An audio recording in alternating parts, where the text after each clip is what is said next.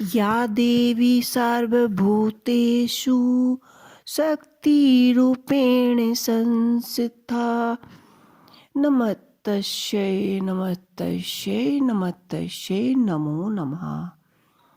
भक्तों, दोस्तों, आइए शुरू करते हैं माघ मास की कथा अध्याय 12।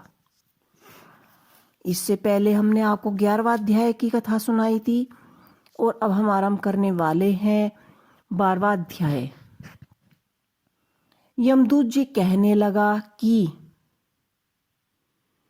जो कोई प्रसंग वर्ष भी एकादशी के व्रत को करता है वह दुखों को प्राप्त नहीं करता, ना ही वो कभी दुखी होता।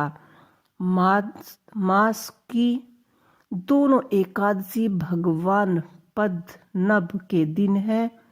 जब तक मनुष्य इन दिनों में व्रत नहीं करता उसके शरीर में पाप बने रहते हैं। हजारों अश्वमेध, सैकड़ों वाजपेयी यज्ञ एकादशी व्रत की 16वीं कला के बारंबार भी नहीं होता, यानी उसके बराबर भी नहीं होता। एकादशी के दिन व्रत करने से 11 इंद्रियों से किए सब पापों का नाश हो जाता है। गंगा, गाय, काशी, पुष्कर, कुरुक्षेत्र, यमुना, चंद्रभाग कोई भी एकादशी की तुलना नहीं है। इस दिन व्रत करना मनुष्य अनायास ही वैकुंठ लोक को प्राप्त होता है।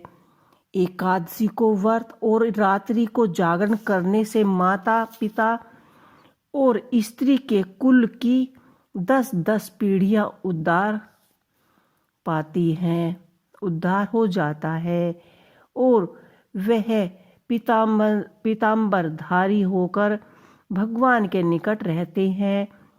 बल, युवा और वृद्ध सब तथा पापी भी व्रत करने से नरक में नहीं जाते। यमदूत जी कहते हैं कि हे वेश्य, मैं सूक्ष्म में तुमसे नरक से बचने का धर्म कहता हूँ। मन, कर्म और वचन से परिणाम मात्र का द्रोह न करना, इंद्रियों को वश में रखना, दान देना, भगवान की सेवा करना, नियम पूर्वक वर्ण श्रम धर्म का पालन करना, इस क्रम के करने से मनुष्य नरक से बचा रहता है। स्वर्ग प्राप्त नरक से बचा रहने के लिए इसकी इच्छा से मनुष्य गरीब भी हो तो भी जूता, छतरी, अन्न, धन, जल कुछ ना कुछ दान देता ही रहता है। दान देना वाला मनुष्य कभी यम की यातना को नहीं भोगता तथा दुर्लभ युग और धनी होता है। बहुत कहने से ही क्या अधर्म से ही मनुष्य बुरी गति को प्राप्त होता है। मनुष्य से सदैव धर्म के कार्य से ही स्वर्ग प्राप्त करता है।